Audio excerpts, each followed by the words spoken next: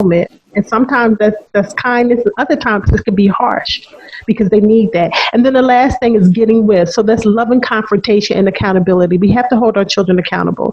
We can't let them just go out and do anything they want to do and not say anything. We can't allow them to engage in certain behaviors that we know is going to bring negative attention to them, especially when it comes to law enforcement. So like that love and confrontation, if you see them doing something or wearing something or acting in a certain way that you know will warrant some type of attention, negative attention from either law enforcement or from some other people in the community, like you want to confront them about that. It's your job. It starts with home. Yes, those of us like Dr. McDuffy and I in the field, it's our job too. Yes, it's the teacher's job too. Yes, it's the community's job too. But the number one teacher again is you as the parent. So make sure you confront your children when necessary. And I know that this can be so overwhelming. Like I meet with a lot of parents and they're just like, I don't know what to do, especially those parents who have Black and brown sons. It's really challenging for them, for all sons and daughters, but it's in particular for sons. And they're like, this is so overwhelming. And it causes so much anxiety for them. But I like to remind them that you're not alone because you have a village. Identify who your village is. Parents, if you have family members, community leaders, neighbors, cousins, aunties, uncles, teachers, whoever, wrap around your children. Wrap around them. Latch onto these other people and you'll be strengthened in making sure that your children have what you need. And if you're doing it by yourself, ask yourself, who can I call on? Sometimes in our pride or sometimes we don't want to be a burden to other people and we're like, no, I'm not going to call that person. I'm not going to seek this service. It's like, no, that's what's available to you. And that's a very African way. I spent 5 months in Ghana, West Africa, and that's what I saw. I got to witness it firsthand, that it really was the whole village that raised a child. It really was. And so just know that you are not by yourselves. And that is it for me. So what I'm going to do, if I can use this technology, is switch it back over to Dr. McDuffie. So let me see.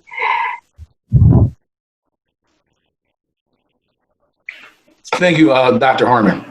You're welcome. Appreciate it. And I want to thank you just for definitely doing this with me. One of the things that we wanted to do was just provide, and I want to consistently do is provide some type of webinar, some type of education video for the community. And regardless of whether you live in proximity to me or you live across the country or in another country. So one thing that I put together, because I asked you to tell your kids about Black history, is I put together some resources, and I'm going to put them on. I'm going to share my screen, and I'm going to put these resources up so you can get a good look at them. But I'm going to tell you, you can find these resources at my website, usualpolitics.com. And if you go into the store where it's like it looks like a little purse on the right side by the bar, it's 3 lines like a bar. And if you click on it and go in, it's free. You can just download it. There's a few other sites I just want to highlight. Library of Congress. You may not think of Library of Congress as having Black history, but they have a lot of Black history, a lot of original documentation. Another one on this list, of course, usualpolitics.com, right? I'm going to be doing, I've already done some videos about racism on a variety of different topics if you want to get deeper. But there's a Black Inventor online museum, and I have the link on there. It's just blackinventor.com. The biography channel, history channel, Black Past website. So it's already posted on my website, usualpolitics.com, right on the homepage. You'll see like a little purse, click on it, they'll go in the store, you can download it for free. So we'll have those resources, and I'll also be posting this webinar for free on the website, usualpolitics.com, and I want everybody to know. So I kind of wanted to go to questions right now. Anybody who had questions? So I'm going to stop share so we can answer any questions. One other thing that I just wanted to backtrack just a little bit, because it's one thing that I really, I had a few questions, things about school that I just wanted to say to parents.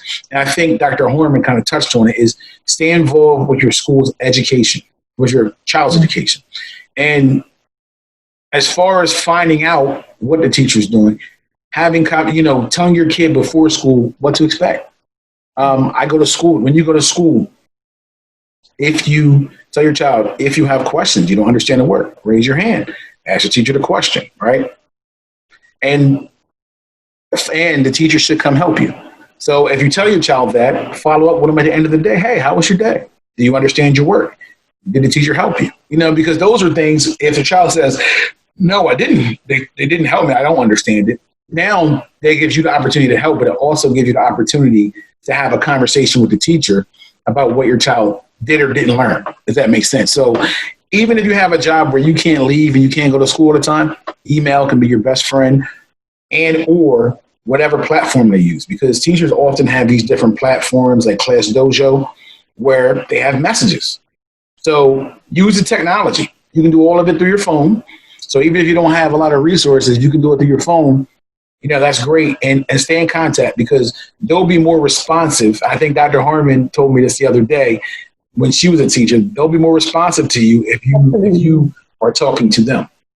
Yep. If you're talking to, so that's big. And I'm going to tell you from experience as a person who got in trouble in school a lot when I was a kid, when your parent is constantly coming in and advocating for you, then, it makes a big difference. And I'm going to tell you, I some administrators that I have on my Facebook, I know from when I was in middle school, they were like, hey, is your mom still around? Yeah, tell her I said hi. She did a great job. They gave her like a lot of props, a lot of respect, because she constantly went in and advocated for me. And there were not a lot of people who thought that I was going to be a PhD doing free webinars with Dr. Harmon right here. Just so you know.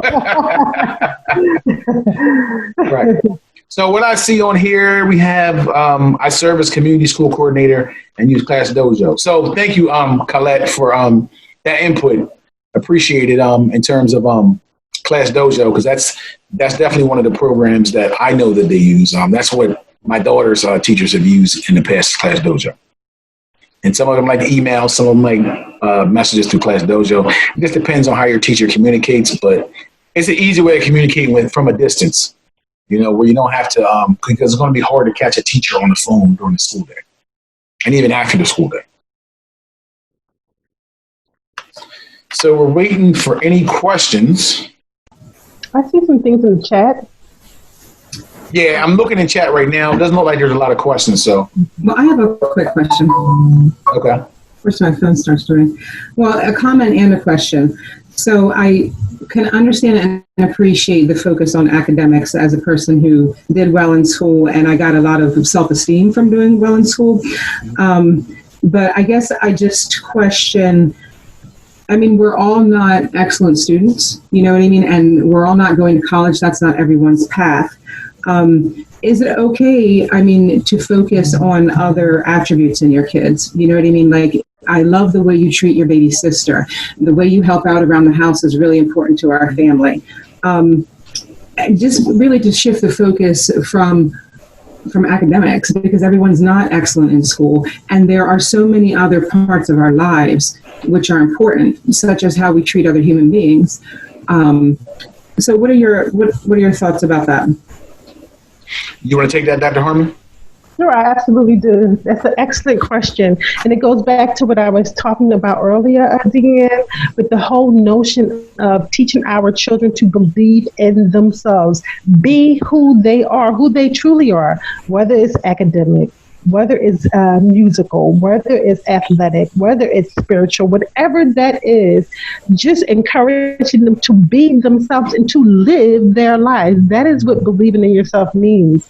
And to be honest, give them some examples, because many of the millionaires in the world didn't go to college. Mm-hmm. So and that brings up another thing, having conversations with them about what success is to them. Mm. Because years ago, success meant you graduate from high school, you go to college, you get married, you have a baby, you work, you retire, you die.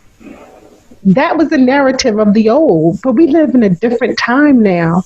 So having conversations with them about what true wealth is. Is wealth monetary? Mm-hmm. Is it inner peace? What is that? So again, that would be my way of approaching it. But more so than this, parents of old, my generation, 70s, 60s, 70s, 80s, probably beyond, we used to tell our children, this is what you ought to do. Go to this, do this, do that. Ask your children questions. They really have something to say. They have value. They teach us a lot if we just listen. My 4-year-old teaches me a lot if we just listen. So be more inquisitive, be more curious instead of, like, I encourage parents all the time, we have a habit of being lecturers. We just lecture our children. If we just sit there and ask them questions, we learn a lot more about them. Yep. So that would be my approach. I just want to add to that just a little bit too. And this is just, what I was saying about the schools earlier. I'm going to tell you somebody who was not a good grade school student. Einstein. He didn't get good grades. So I guess I shudder to, because somebody's not good academically. All I'm saying, I think you should develop a child holistically, right? Mm-hmm. You need to develop all those different things. But I think we should never take anything off the table because you just never know, and that's, so, and just looking at Einstein, I mean, he wasn't, but he was probably he was the most brilliant mind of his time and maybe of any time, so just not letting the school or anybody, because the grades aren't good, dictate what it is that your child becomes.